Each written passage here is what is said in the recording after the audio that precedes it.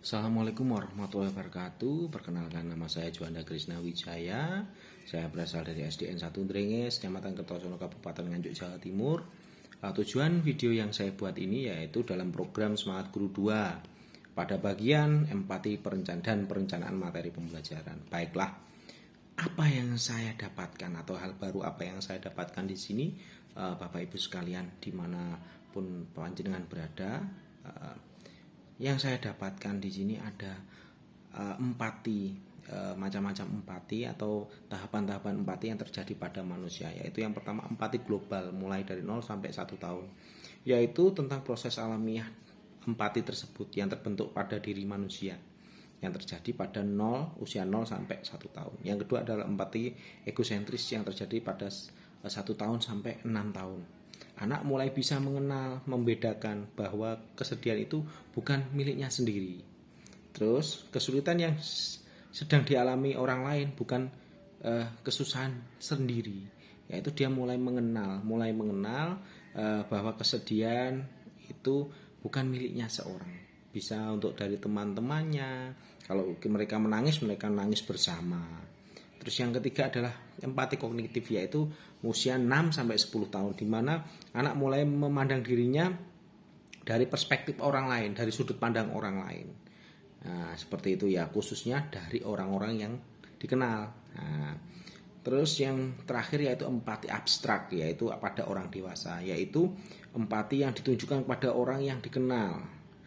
Tidak hanya yang dikenal saja, bahkan mungkin orang yang sering ditemui. Itulah empati abstrak yang mana tahapan-tahapan mulai dari usia 0 sampai dewasa itu terjadi pada seluruh manusia. Yang selanjutnya, empati terdiri dari faktor kognitif dan faktor afektif. Faktor kognitif yaitu seperti apa? Marah, emosi, bahagia, sedih, itu dan sebagainya, itu adalah empati kognitif. Sedangkan empati afektif yaitu perlakuan, perasaan yang dialami, bahwa memahami kejadian di luar dirinya, memahami perasaan yang ada di luar dirinya. Seperti itu untuk empati afektif. Baik, empati manfaatnya dalam pembelajaran yaitu 1. Dapat mengerti perasaan peserta didik, pikiran, baik itu dalam pikiran, perasaan, keinginan peserta didik itu seperti apa, itu manfaatnya. Yang kedua yaitu bisa menerima orang lain apa adanya. Jadi semua siswa itu memiliki perasaan dan guru memiliki perasaan apa adanya kepada semua siswa dengan karakter yang berbeda.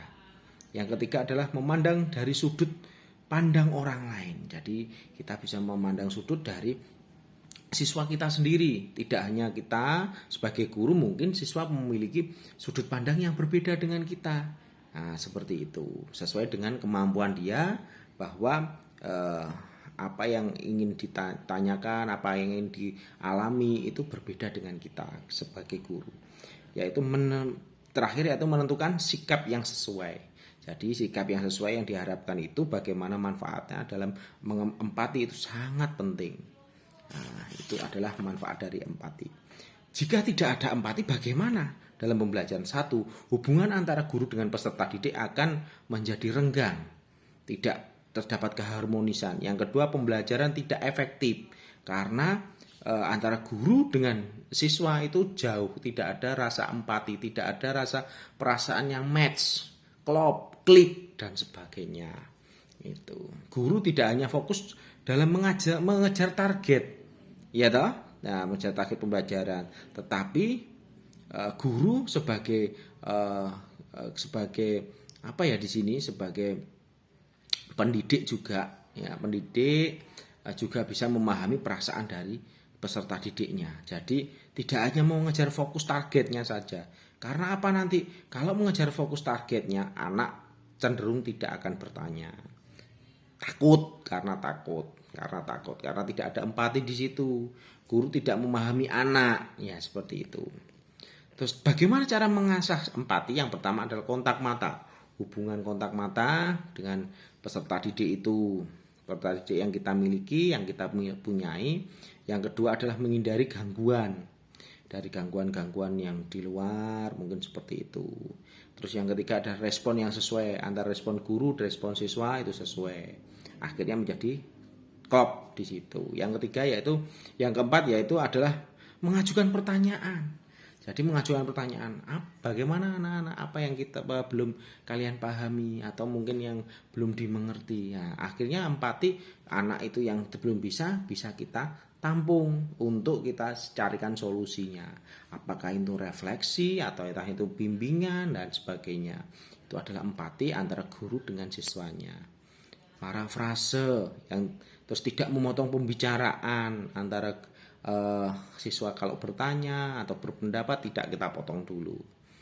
Ya, transisi peran, bagaimana cara kita memperlakukan anak sebagaimana kita jika menjadi mereka, bagaimana kita bisa menjadi beliau.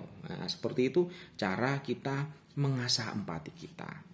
Terus lembar aksi 1 itu bagaimana ya, apa yang kita peroleh dari lembar aksi 1, yaitu kita bisa